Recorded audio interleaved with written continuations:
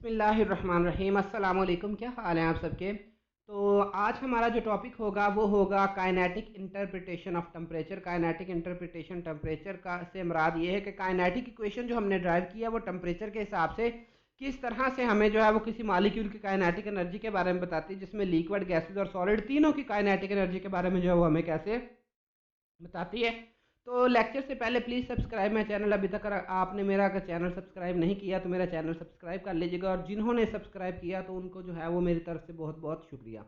तो अब हमने जो है वो काइनेटिक इक्वेशन ऑफ गैस जो है ये हमें एक फार्मूला ड्राइव करने में मदद कर सकती है। किस चीज़ का? Kinetic energy possessed bye 1 mole of an ideal gas. 1 mole ideal gas की जो एनर्जी है, 1 मोल आइडियल गैस की जो काइनेटिक एनर्जी होगी उसको कैलकुलेट करने के लिए हम काइनेटिक इक्वेशन इस्तेमाल करेंगे। तो काइनेटिक इक्वेशन क्या होती है? P V is equal to 1/3 mnc bar square. अब हमारे पास गैस है 1 मोल, तो इसका मतलब ये है कि number of mole is equal to Avogadro's number. कहने का मतलब ये है कि 1 मोल गैस हो हमारे पास तो उसमें जो पार्टिकल्स होते हैं वो होते हैं 6.02 मल्टीप्लाई बाय 10 के पावर 23, और उसको हम किससे ज़ाहिर करते हैं? एन ए से। तो यहाँ पर आपने क्या करना है कि एन की जगह पर जो है वो एन ए इधर पुट कर देना है, तो आपके पास एक रिलेशन बन जाता है मास मल्टीप्लाई बाय एवोगैड्रोज नंबर, जो कि किसके इक्वल होता है? मोलर मास के इक्वल होता है। और मोलर मास को जो है वो हम कैपिटल एम से रिप्रेजेंट करते हैं। अब इन दोनों की जगह पे आपने क्या करना है? एम लगा देना, तो ये हमारे पास इक्वेशन है 2 बन जाएगी। अब जनरल गैस इक्वेशन क्या होती है 1 मोल के लिए? वो होती है P V is equal to N R T. अब ये भी पी वी है और यहाँ पर आप देखें तो ये भी पी वी है, तो दोनों पी वी प्रेशर और वॉल्यूम का जो प्रोडक्ट है वो दोनों इक्वेशन में सेम है। तो हमने क्या करना है? इन दोनों इक्वेशन को कंपेयरिंग के जरिए इस तरह इक्वलाइज कर देना है, और ये हमारे पास इक्वेशन 4 हो जाएगी। तो multiply and divide left hand side of equation 4 by 2।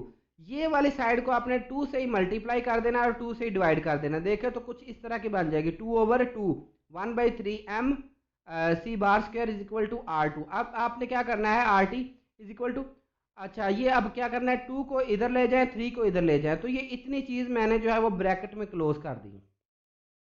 तो ये हमारे पास एक इक्वेशन बन जाती है। अब 3 जो इधर डिवाइड हो रहा है उधर जाके मल्टीप्लाई, और 2 इधर मल्टीप्लाई हो रहा है इधर जाके डिवाइड, तो ये 3/2 इधर हो जाएगा।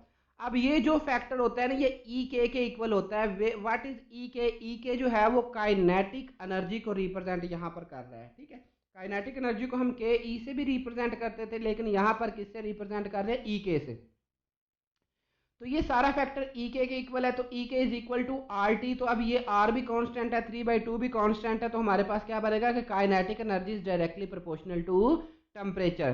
तो दो above equation shows that kinetic energy depend upon temperature of the gas and not the nature of the gas. के जो काइनेटिक एनर्जी है किसी भी गैस की वो किस पे डिपेंड करती होती है? वो डिपेंड करती होती है टेम्परेचर पर, कि जितना ज़्यादा टेम्परेचर होगा उतनी ज़्यादा मालिक्यूल्स की जो है वो काइनेटिक एनर्जी ज़्यादा होगी। तो if temperature increases kinetic energy increases. अब इससे कुछ कॉन्सेप्ट जो हैं वो हमारे पास आते हैं। सबसे पहले आ जाता है concept of absolute zero of temperature. के एब्सोल्यूट जीरो क्या होता है? कि ऐसा टेम्परेचर जिस पे हर गैस के मालिक्यूल की जो मोशन है वो सीज हो जाती है। तो according two equation E K 3/2 R T absolute temperature of the gas is directly proportional to average transitional kinetic energy of the molecule. कि अगर हम एवरेज ट्रांजिशनल काइनेटिक एनर्जी को भी डिस्कस करें तो वो भी टेम्परेचर के जो है वो डायरेक्टली प्रोपोर्शनल होगी। तो it means change in temperature bring about change in intensity of molecular motion. तो इसका मतलब ये होगा कि अगर आप टेम्परेचर को जो है वो चेंज करते हैं तो गैसेस के मॉलिक्यूल्स की मोशन में भी चेंज आता है। देखिए काइनेटिक एनर्जी क्या होती है? Due to motion, energy possessed by due to motion. तो जितनी ज़्यादा मॉलिक्यूल तेज़ी से मूव करेंगे उतनी ज़्यादा काइनेटिक एनर्जी होगी। तो अगर आप टेम्परेचर डिक्रीज करते हैं तो मालिक्यूल की एनर्जी डिक्रीज होती है। इसका मतलब ये होगा कि मालिक्यूल की मोशन डिक्रीज हुई है। ठीक है, और अगर आप टेम्परेचर इंक्रीज करते हैं तो मालिक्यूल्स की काइनेटिक एनर्जी भी जो है वो इंक्रीज होती है। तो इसका मतलब ये होगा कि मालिक्यूल की मोशन जो है वो इंक्रीज हुई, उसके पार्टिकल जो है वो तेज़ी से जो है हरकत करना शुरू कर देते हैं। 10 वन टेम्परेचर जो है वो 0 केल्विन के इक्वल आ जाता है। ठीक है, तो फिर जो है वो आपके पास क्या आता है?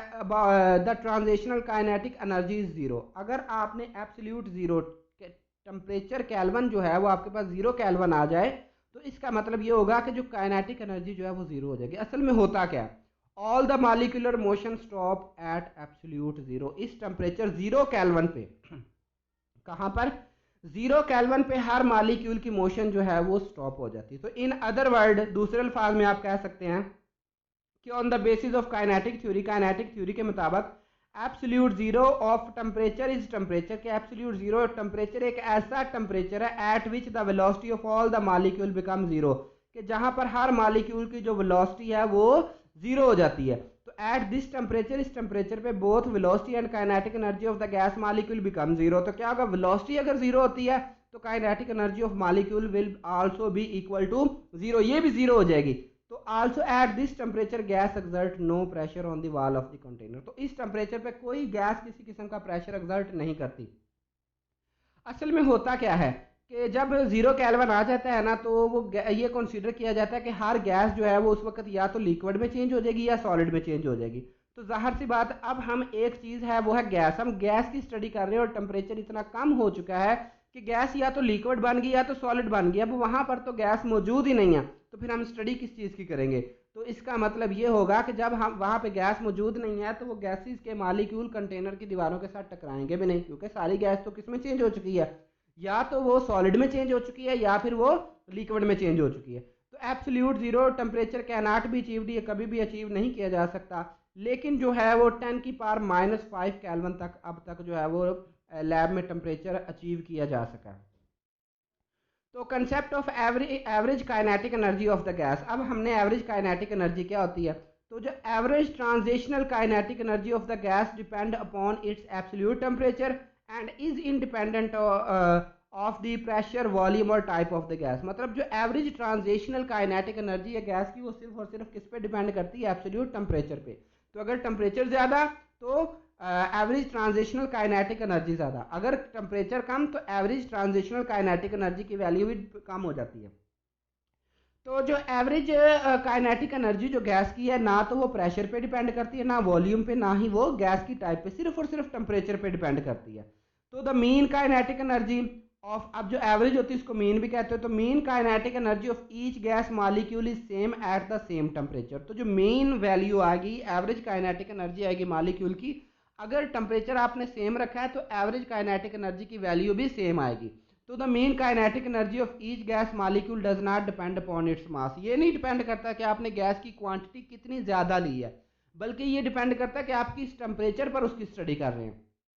तो देयरफॉर अ स्मॉल मॉलिक्यूल, जैसा कि हमारे पास हाइड्रोजन है, will have same average kinetic energy as much heavier molecule such as CO2। अब CO2 जो है ना, इसका मॉलिक्यूलर मास होता है 44, जबकि H2 का मास जो होता है वो 2 होता है।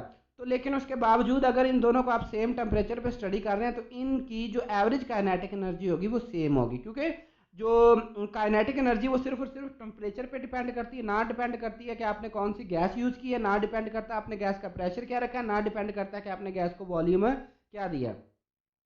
तो hence for different gases average kinetic energy of the molecule is same at same temperature. तो अब कॉन्सेप्ट ऑफ हीट फ्लो, के हीट फ्लो क्या होता है। हीट फ्लो से मुराद ये है कि हरारत हमेशा गर्म जिस्म से ठंडे जिस्म की जानब जो है वो मूव करती है। तो when heat flows from one body to another body, जब भी हरारत एक जिस्म से दूसरे जिस्म की तरफ जाती है, the molecule in the hotter body give up some of their energy through collision to the molecule in the colder body. अब क्या होता है कि जो गैसेस के मॉलिक्यूल जो गर्म है, या मतलब कोई भी किसी भी मटेरियल के जो गैस मॉलिक्यूल्स हैं, गैस के हो जाएं, लिक्विड के हो जाए, सॉलिड के हो जाए, तो जब एक हिस्सा गर्म है, अगर आप एक गर्म और एक ठंडे हिस्से को आपस में जोड़ते हैं तो क्या होता है कि जो मॉलिक्यूल्स होते हैं ना गर्म वाले हिस्से में, वो कोलिजन करते हैं किसके साथ, जो कोल्डर वाले हैं। तो वो कोलिजन के जरिए अपनी एनर्जी उनमें ट्रांसफर हो जाती है। तो this process of flow of heat continuous until average transitional kinetic energy of all molecule become equal. और ये तब तक होता रहता है कि जब तक कोल्डर और हॉटर दोनों वाले जो पोर्शन है उनकी एवरेज जो ट्रांजिशनल काइनेटिक एनर्जी सेम नहीं हो जाती, तब तक कोलिजन होती रहेगी और गर्म जिस्म से हरारत ठंडे जिस्म में मुंतकिल होती रहेगी। As a result the temperature of both body become equal. और इसका नतीजा क्या निकलेगा कि टेम्परेचर दोनों बॉडी का बिल्कुल कम हो जाएगा। तो concept of temperature of gases, liquid and solid में क्या है कि सॉलिड में सबसे पहले आप देखें कि टेम्परेचर होता क्या है, कि temperature is the measure of average transitional kinetic energy of molecule, के काइनेटिक एनर्जी ऑफ मॉलिक्यूल किसी बॉडी की, किसी जिस्म के, किसी गैस की, किसी लिक्विड की, किसी सॉलिड की टेम्परेचर से आपने क्या लेना है कि जितनी उसकी एवरेज काइनेटिक एनर्जी होगी हम कहेंगे उतना उसका टेम्परेचर है। अगर average kinetic energy of molecule जो है वो ग्रेटर होती है तो इसका मतलब ये होगा कि टेम्परेचर भी ग्रेटर है, और अगर वो कम है तो इसका मतलब कम है। अब गैसेस और लिक्विड में जो टेम्परेचर क्या है, measure of average transitional kinetic energies of their molecule. अगर आप लिक्विड और गैसेस के मॉलिक्यूल की जो है वो मालूम करना चाहते हैं कि उनका टेम्परेचर क्या है, तो आप उसकी सिंपली मेजर करेंगे एवरेज ट्रांजिशनल काइनेटिक एनर्जी, उनकी काइनेटिक एनर्जी को मेजर करेंगे। जितनी उनकी काइनेटिक एनर्जी होगी मॉलिक्यूल की उतना ही उनका टेम्परेचर होगा। जबकि in solid temperature is the measure of vibrational kinetic energy of the molecule because there is only vibrational motion about mean position। लेकिन सॉलिड में आप क्या करेंगे, सॉलिड में सिर्फ और सिर्फ आपने जो मॉलिक्यूल्स उनकी वाइब्रेशनल काइनेटिक एनर्जी को स्टडी करना है, क्योंकि सॉलिड के मॉलिक्यूल एक जगह पे फिक्स होते हैं तो वो सिर्फ और सिर्फ अपनी मीन पोजीशन पे, अपनी एक खास पोजीशन पे वाइब्रेट करते रहते हैं। तो उन वाइब्रेशन को आपने काउंट करना है तो आपको पता चल जाएगा कि सॉलिड का टेम्परेचर क्या है। तो जज़ाक अल्लाह जी। अगर आपको ये कोई कहीं से कोई पॉइंट जो है वो डिस्टर्ब कर रहा हो तो आप इस वीडियो को दोबारा से देखेंगे तो आपको वो क्लियर हो जाएगा, नहीं तो आप कमेंट सेक्शन में मुझसे क्वेश्चन पूछ लीजिएगा, इंशाल्लाह जितना जल्दी हो सके मैं जवाब दूंगा।